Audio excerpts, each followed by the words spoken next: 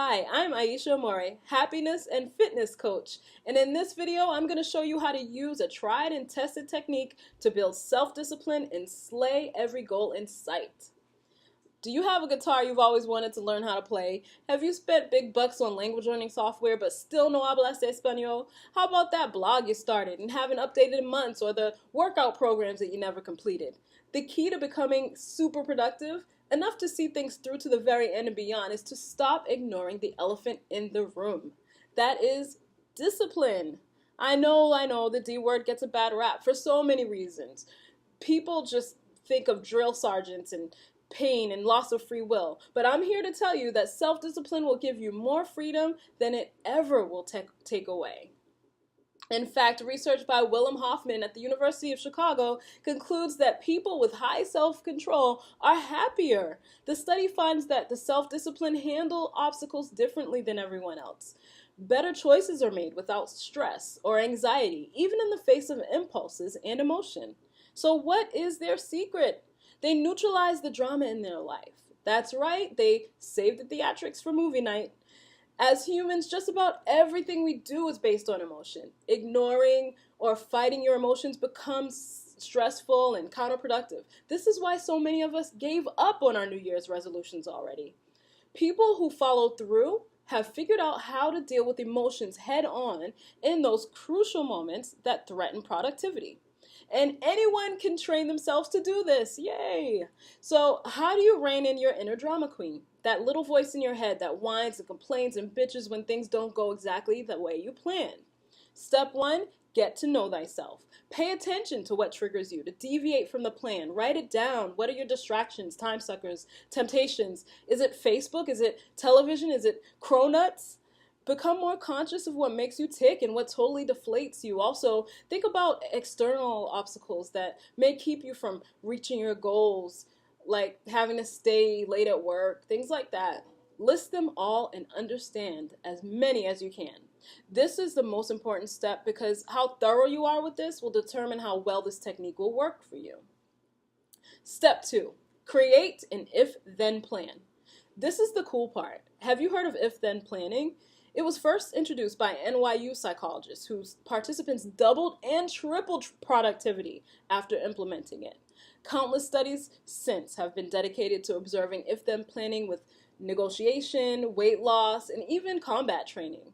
This stuff is super powerful when used correctly. The concept is simple. Create your own comebacks for known stumbling blocks. It's like being a stand-up comic who's being haggled by his audience. So they always know what to do, right? The stand-up comic, he always knows what to say no matter what you throw at him. If I have to stay late at work, missing my kickboxing class, I will do Insanity Max with Shanti at home when I get there. That's a perfect example right there of an if-then plan. Further research has found that the type of response you hit back with makes a difference. So your comeback has got to have substance. You want to replace the issue completely in order to maximize your results, not by what the study refers to as ignoring or negation. For example, how likely do you think this would work for you? If I get the urge to eat a cronut, then I will ignore it. Or if I'm in the cronut shop, I won't buy anything. These aren't nearly as powerful because just like any good drama queen, your emotions do not like to be ignored. You need to address the issues by substituting it with an action that neutralizes that if. Here's a strong if-then plan. If I get the urge to eat a bacon cronut, then I'll eat my favorite sweet snack from the meal plan. Sliced apple with almond butter. See the difference? When emotions try to hijack your progress, you've got to give it something to do. If you leave it up to ignoring or negation, you will end up debating with yourself, which is dangerous territory. And this will give your emotions just enough time and leverage to win the argument. When you already know what to do, you're not caught off guard at a weak moment with no if-then weapon to your arsenal to attack with. This is how to take control of your emotions and keep your goals in sharp focus. You don't even have to think, just do. Step 3 is get her done. Before you know it, you're back on track because your then action appeased the emotions enough to take the edge off, allowing you to maintain control. You didn't let your little silly impulse hijack your big picture goals. Take these 3 steps, one if then at a time, and you will finish what you started. Once you have your emotions back in check, you have the freedom to do anything you want. So here's your assignment. Right now, I want you to do step 1. Identify your weaknesses, write them down. Don't stop until you have everything you could think of.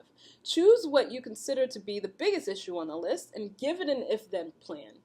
When it occurs, don't think, just do.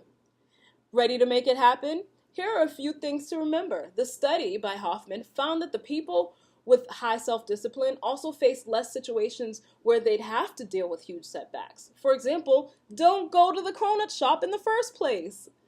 Do pack your favorite fruit to eat so you will have it at that opportune moment. Don't be afraid to adjust your if-then plans as your life changes and stuff happens. Maybe you've developed a new vice that you need to get under control, or you have a new goal that's popped up. Add it to the plan. There are smartphone apps that you can use to correspond with if-then planning as well. Isn't that awesome? Now, here's what I want from you. Tell me what happened when you started adding if-then planning. Leave a comment now and tell me what you think about this video. And if you know anyone else who can use a little more follow-through in their life, make sure you pass this on. That's about it. My name is Aisha More. I can be found on Instagram as Fit Sexy Beast and on Facebook as Aisha More.